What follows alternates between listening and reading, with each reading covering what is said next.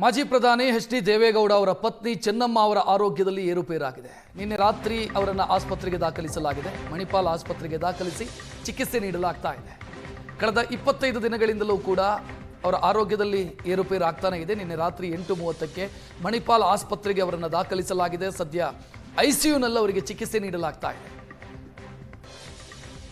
ಆರೋಗ್ಯ ಸ್ಥಿರವಾಗಿದೆ. 2 ರಿಂದ 3 ದಿನದಲ್ಲಿ ಅವರನ್ನು ಡಿಸ್ಚಾರ್ಜ್ ಮಾಡಬಹುದು ಅಂತ ಮಣಿಪಾಲ್ ಆಸ್ಪತ್ರೆಯ ವೈದ್ಯರು ಸುವರ್ಣ ನ್ಯೂಸ್ಗೆ ತಿಳಿಸಿದ್ದಾರೆ. ಸದ್ಯಕ್ಕೆ ಸ್ಟೇಬಲ್ ಇದೆ ಅವರ ಆರೋಗ್ಯ. ಉಸಿರಾಟದ ಸಮಸ್ಯೆ ಮೊದಲಿನಿಂದಲೂ ಕೂಡ ಇದೆ ಅವರಿಗೆ. ಸದ್ಯ ಅವರಿಗೆ ಚಿಕಿತ್ಸೆಯನ್ನು ಮುಂದುವರಿಸಿದ್ದೀವಿ. 2 ರಿಂದ 3 ದಿನದಲ್ಲಿ ಅವರನ್ನು ಡಿಸ್ಚಾರ್ಜ್ ಮಾಡಬಹುದು ಅಂತ ಮಣಿಪಾಲ್ ಆಸ್ಪತ್ರೆಯ ವೈದ್ಯರು ತಿಳಿಸ್ತಾ ಇದ್ದಾರೆ. ರಾತ್ರಿ ಅವರನ್ನು ಆಸ್ಪತ್ರೆಗೆ ದಾಖಲಿಸಲಾಗಿದೆ. ಮಣಿಪಾಲ್ ಆಸ್ಪತ್ರೆಗೆ ದಾಖಲಿಸಿ ಚಿಕಿತ್ಸೆ ನೀಡಲಾಗ್ತಾ ಇದೆ.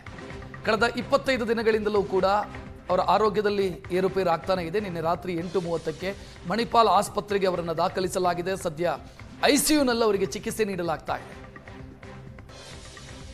ಆರೋಗ್ಯ ಸ್ಥಿರವಾಗಿದೆ. 2 ರಿಂದ 3 ದಿನದಲ್ಲಿ ಅವರನ್ನು ಡಿಸ್ಚಾರ್ಜ್ ಮಾಡಬಹುದು ಅಂತ ಮಣಿಪಾಲ್ ಆಸ್ಪತ್ರೆಯ ವೈದ್ಯರು ಸುವರ್ಣ ನ್ಯೂಸ್ಗೆ ತಿಳಿಸಿದ್ದಾರೆ. ಸದ್ಯಕ್ಕೆ ಸ್ಟೇಬಲ್ ಇದೆ ಅವರ ಆರೋಗ್ಯ. ಉಸಿರಾಟದ ಸಮಸ್ಯೆ ಮೊದಲಿನಿಂದಲೂ ಕೂಡ ಇದೆ ಅವರಿಗೆ. ಸದ್ಯ ಅವರಿಗೆ ಚಿಕಿತ್ಸೆಯನ್ನು ಮುಂದುವರಿಸಿದ್ದೀವಿ. 2 ರಿಂದ 3 ದಿನದಲ್ಲಿ ಅವರನ್ನು ಡಿಸ್ಚಾರ್ಜ್ ಮಾಡಬಹುದು ಅಂತ ಮಣಿಪಾಲ್ ಆಸ್ಪತ್ರೆಯ ವೈದ್ಯರು ತಿಳಿಸ್ತಾ ಇದ್ದಾರೆ.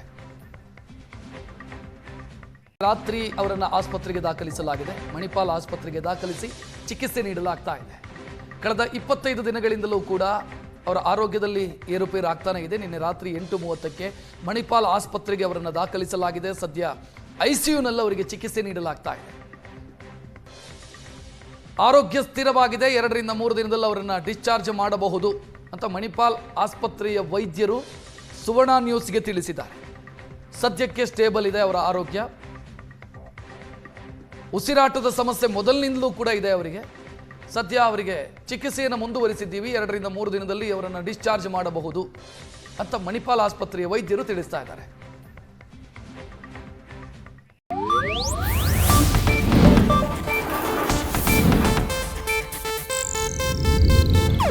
ಇದು ಏಷ್ಯಾನೆಟ್ ನ್ಯೂಸ್ ನೆಟ್ವರ್ಕ್ ಪ್ರಸ್ತುತಿ.